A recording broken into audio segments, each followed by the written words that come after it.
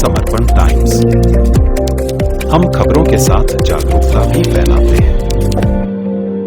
भारतीय आदिम जाति सेवक संघ नए स्वरूप और नई ऊर्जा के साथ आगे बढ़ने की तैयारी कर रहा है। दिल्ली में भारतीय आदिम जाति सेवक संघ की बैठक में सर्वसम्मति से पूर्व न्यायाधीश व राष्ट्रीय अनुसूचित जनजाति आयोग के मुख्य परामर्शदाता प्रकाश कुमार उइके को भारतीय आदिम जाति सेवक संघ का नया अध्यक्ष मनोनीत किया गया। अध्यक्ष पद पर रहकर भारतीय आदिम जाति सेवक संघ के संविधान में निहित उद्देश्यों एवं सभी नियमों का अक्षरशः पालन करूंगा तथा निस्वार्थ एवं समर्पित भाव से संगठन को राजनीतिक गतिविधियों से दूर रखकर जनजातियों एवं वंचित वर्गों की सेवा को प्राथमिकता देकर उनकी गरिमा एवं मर्यादा को राष्ट्र सेवा के उच्च शिखर पर प्रतिष्ठित करूंगा। मैं प्रकाश कुमार उइके यह भी संकल्प लेता हूं कि जाति पाति ऊंच नीच परिवारवाद एवं किसी भी भेदभाव के बिना संगठन के परंपराओं एवं आदर्शों का प्रसार एवं पालन कर केडर आधारित प्रशिक्षित कार्यकर्ता निर्माण एवं जनजाति समुदाय के विकास संबंधी गतिविधियों का क्रियान्वयन करूंगा। आदिवासी समाज के समग्र विकास के लिए समर्पित संगठन भारतीय आदिम जाति सेवक संघ अब नए नेतृत्व के अंतर्गत कार्य करेगा। बैठक में कुछ नए सदस्यों को भी मनोनीत किया गया।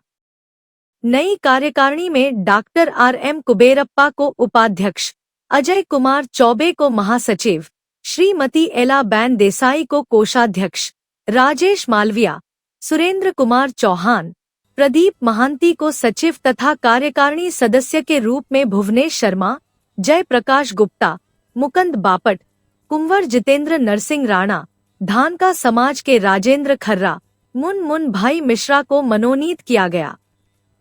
इस अवसर पर महासचिव अजय कुमार चौबे ने भारतीय आदिम जाति सेवक संघ के इतिहास पर नजर डालते हुए बताया कि इसकी स्थापना महात्मा गांधी की प्रेरणा से ठक्कर बाबा अमृतलाल ठक्कर द्वारा डॉक्टर राजेंद्र प्रसाद के नेतृत्व में आदिवासियों के उत्थान के लिए की गई।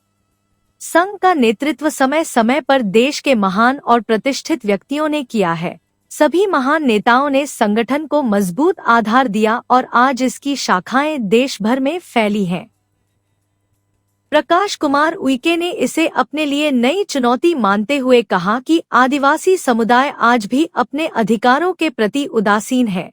उसे अपने अधिकारों के प्रति जागरूक होना होगा, तभी देश की मुख्य धारा के साथ कदम से कदम मिलाकर चल सकेगा। इसलिए कि मैं वैसे काम करना चाहता हूँ अध्यक्ष जैसे नहीं, साथी जैसे जाने सब मिलजुल के, इसलिए आप सब मेरी टीम के मेरे साथी और जितने हैं ये भी सब साथी, सब मार्गदर्शक, सब सलाहकार। प्रकाश कुमार उइके ने आदिवासियों के लिए एक लीगल सेल बनाने पर जोर दिया। उन्होंने बताया कि आदिवासियों को उनके अधिकार दिलाने के लिए जल्द ही एक लीगल सेल का गठन किया जाएगा, जो देश के सभी हिस्सों में लोगों को जागरूक कर उन्हें अधिकारों के प्रति संघर्ष करने के लिए तैयार करेगा। मैंने अनुभव लिया, सबसे पूछा, तो एक बड़ी समस्या है कि इस एक्ट के आने के बाद भी इसका इम्प्लीमेंटेशन नहीं। सरकार भी चाहती है, जनजाति समाज भी चाहता, लेकिन कहीं न कहीं कुछ इस तरह की चीजें है कि न जनजाति समाज उसको पूरा ले पा रहा है, न सरकार उसको दे पा रही है, और इसको लेके सरकार में बहुत चिंता है। एक बड़ा विजन है जो हमारे प्रधानमंत्री जी बार बार बोलते हैं 2047। इस 2047 को लेकर के जनजाति समाज की क्या भूमिका होगी और जनजाति समाज कैसे 2047 में जाएगा, ये अभी बहुत चिंता का विषय सभी के लिए, न सिर्फ हम सब समाज सेवा करने वाले लोगों के लिए बल्कि सरकार के लिए।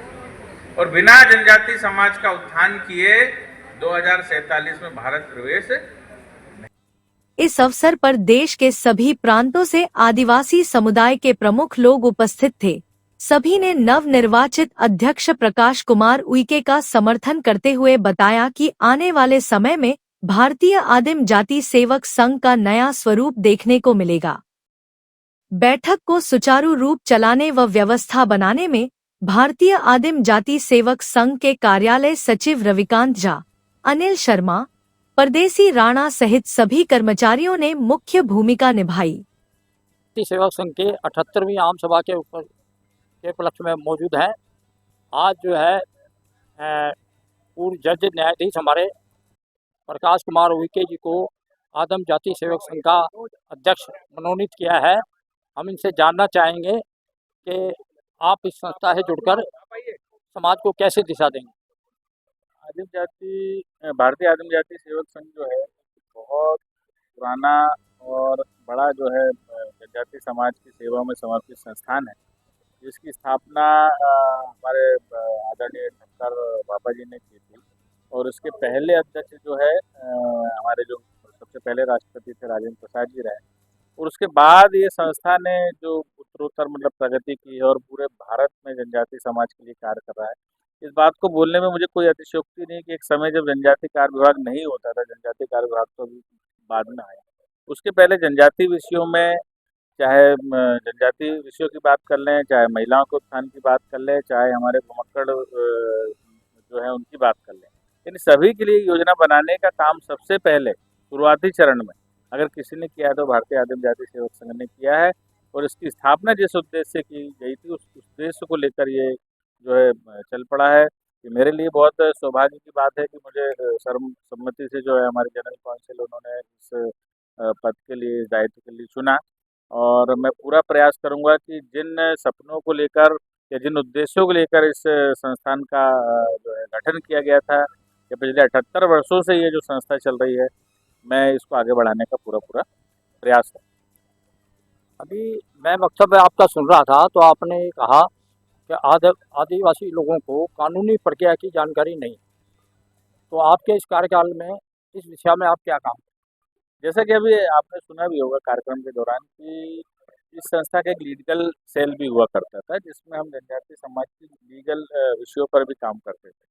क्योंकि सेल कई दिनों से अभी बंद है या उसमें कुछ कार्य नहीं चल रहा है, हमारा पहला प्रयास ये रहेगा कि जिला लेवल पे, स्टेट लेवल पे और केंद्रीय लेवल पे एक अच्छे एडवोकेट और हमारे कार्यकर्ताओं का लीगल सेल रहा है। क्योंकि जनजातीय समाज में अगर आप कहीं लड़ाई बची है तो कागज और पेन की लड़ाई बची है, कानून की लड़ाई बची है। और कानून की लड़ाई लड़ने के लिए हमको भी कानून जानना बहुत जरूरी है। इस संस्था के माध्यम से हम जनजातीय समाज को उनके अधिकार, उनके जो कानूनन अधिकार है उसके बारे में प्रचार प्रसार करेंगे, उसके बारे में उनको अवगत कराएंगे ताकि वो अपने अधिकार को ले सकें।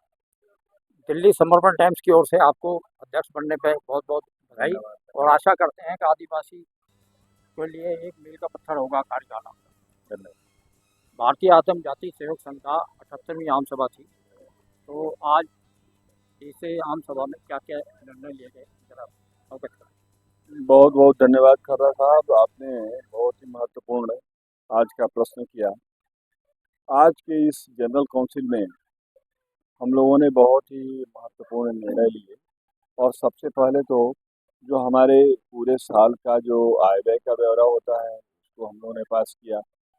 शोक श्रद्धांजलि जो हमारे परिवार से, हमारे भारतीय आदिम जाति सेवक संघ परिवार से हमारे अध्यक्ष चले गए थे, उपाध्यक्ष चले गए थे, तो इस तरह के लोगों को भावपूर्ण हम लोगों ने श्रद्धांजलि अर्पित किया।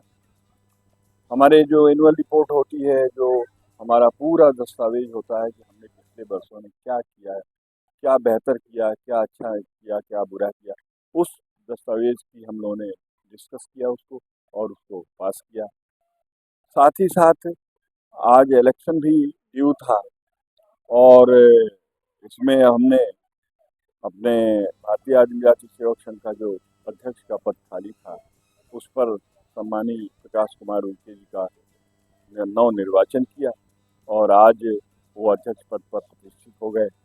उसी प्रकार से हमारे डॉक्टर RM कुबेरप्पा एक ऐसा व्यक्तित्व जो कि कर्नाटक में रानीबेन्नूर हवेली जनपद में इतना बड़ा काम और केवल जनजातियों और पिछड़े वर्गों के उत्थान के लिए चल रहा है, जिसमें कि school, college, degree college, law college, diploma colleges और तमाम तरह के स्किल डेवलपमेंट सेंटर का जहां काम चल रहा है, उसके प्रणेता डॉक्टर RM कुबेरप्पा हमारे, उनको हमने वाइस प्रेसिडेंट का पद अर्पित किया हमारे जनरल काउंसिल ने।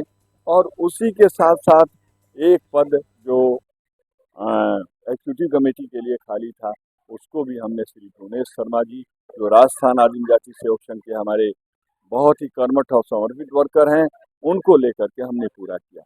इसके साथ साथ हमारे कुछ साथी जो विद्वान साथी थे और समाज के लिए भिन्न भिन्न दिशाओं में बहुत बढ़िया समर्पित अपनी सेवाएं दे रहे थे, उनको हम लोगों ने आज कोऑप्ट भी किया अपने जनरल काउंसिल के द्वारा, जिसमें हमारे आदरणीय जो धानका समाज के लिए समर्पित भाव से या पूरे आदिवासी समाज के दिल्ली के जो काम कर रहे हैं श्री राजेंद्र खर्रा जी, उनको हम लोगों ने जनरल काउंसिल का मेंबर बनाया। इसके साथ साथ जो हमारे गुप्ता जी हैं, जो बहुत बड़े लेखक हैं, और पूरे हिंदुस्तान में 750 से अधिक जो जनजातियां हैं, उसके ऊपर उन्होंने जो उनके कस्टमरी लॉ है उसके बारे में उन्होंने जो अच्छी किताबें लिखी है, उनको हम लोगों ने आज कोऑप्ट किया। हमारे बापट साहब जो कि क्लास 1 अफसर थे, रिटायर्ड हैं, और उनको जगह जगह पूरे स्टेट्स में अलग अलग ट्रेनिंग प्रोग्राम करने के लिए और इसके करने के लिए उनको भी हम लोगों ने अपने साथ जोड़ा एक सदस्य के रूप में। और छत्तीसगढ़ के एक राज परिवार से श्री गजेंद्र प्रसाद सिंह जी को भी हम लोगों ने कोऑप्ट किया अपने जनरल काउंसिल के साथ। तो और एक हमारे बैद्यनाथ देवघर झारखंड से हमारे साथी श्री नूनू भाई मिश्रा को हम लोगों ने इनवाइटी के रूप में, एक्टिविटी कमेटी के इनवाइटी के रूप में हम लोगों ने उसे जोड़ा। तो इस तरह से आज की जो हमारी आज के सवेरे एक्टिविटी कमेटी हमारी संपन्न हुई थी, और 3 बजे के बाद से हमारी जनरल काउंसिल संपन्न हुई, और इतना बेहतर ढंग से, और जितने सारे सबसे विशेषता यह रही कि हमारे पूरे सैकड़ों लोग उपस्थित थे, लेकिन जितने सारे निर्णय थे सभी सर्वसम्मति से लिए। तो ये हमारे भारतीय आदिम जाति सेवक संघ की बहुत सुंदर सी खूबसूरती है, और हमारे लोगों का जो आत्मविश्वास है, प्रेम है, एक दूसरे से स्नेह है, वो काबिले तारीफ है। बहुत बहुत धन्यवाद। जय। ये जो कार्यकारिणी नई गठित हुई है, ये कार्यकारिणी आदिवासियों के लिए क्या संदेश देगी? निश्चित रूप से हमारी ये जो कार्यकारिणी है, जो हमारे अध्यक्ष का चुनाव हुआ है, नए लोग जो इसमें जुड़े हुए हैं, तो आज से बिल्कुल नए विचारों का और नई तरह से आदिम जाति सेवक संघ में नई तरह से नई संस्कृति, नई सामाजिक जो दिक्कतें हैं, कठिनाइयां हैं, उसको सुलझाने के लिए नए तरीके, इनोवेटिव तरीके से काम करने का आज के बाद एक वक्त आया है। और मुझे ऐसा लगता है कि इससे आदिवासी समाज, पूरे हिंदुस्तान के जनजाति समाज को में बहुत बड़ा अंतर आएगा, बहुत बड़ा परिवर्तन आएगा, बहुत बड़ी उन्नति के एक बहुत बड़े अवसर निकल के आए। दिल्ली समर्पण टाइम्स के बात करने के लिए बहुत बहुत धन्यवाद। चैनल को लाइक शेयर कर सब्सक्राइब करें और बेल आइकन दबाएं।